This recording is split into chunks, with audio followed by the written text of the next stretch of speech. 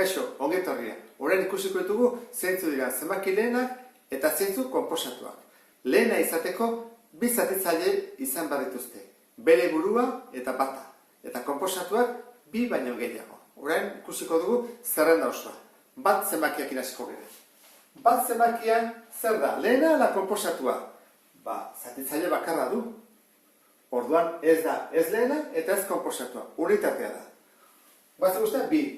Bi zer da? Zenbat zatitzaile ditu? Bi. Bata eta bia. Horan hau, bia, bai da lehena. Horregatik deitzen da lehena. Delako, taulako lehenengoa. 2, 4, 6, 8, 10, adibidez. Hirua. Hirua lehena la konposatua da. Guazen ikusten zenbat zatitzaile ditu. Bata eta hirua. Beraz, hau ere lehena da. Bere taulako lehenengoa. 3, 6, 9, urrengoa. Laua. Lauaren zatitzaileak zeintzu dira. Bata, bia eta laua. Laua ordan zer da? Konposatu bat. Konposatu baten ezaugarriak da bi zatitzaile baino gehiago ditu eta bestetik deskonposa daitekela. Lau da, bi bider bi. Eta da taulako bigarrena. Kaso honetan. Bost.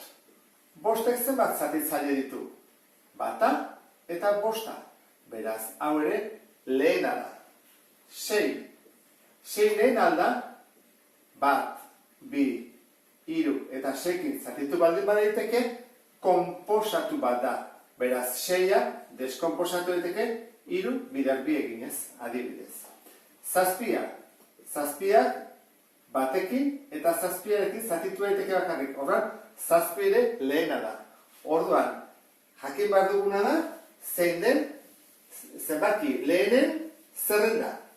Eta konposatuak dira beste guztiak bata izan ezik noski.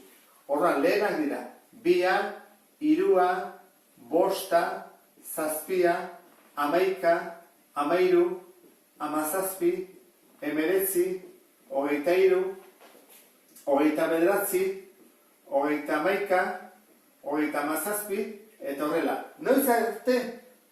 Beti, etengabe. Hemen hasi, eta 37, gurrengo izango izake 41, eta bar. Zenbat eta aurrego joan, zenbakiak zailago jaurtitzen, zenbaki handi horiek komplikatuagoak dira. Eta hemen berdin gertatzen da. Konposatuak beti aurkitu daitezke, geota handiagoak izan arren. Eta horren, sarrera honekin, beste bat arte, agur, ondo izan.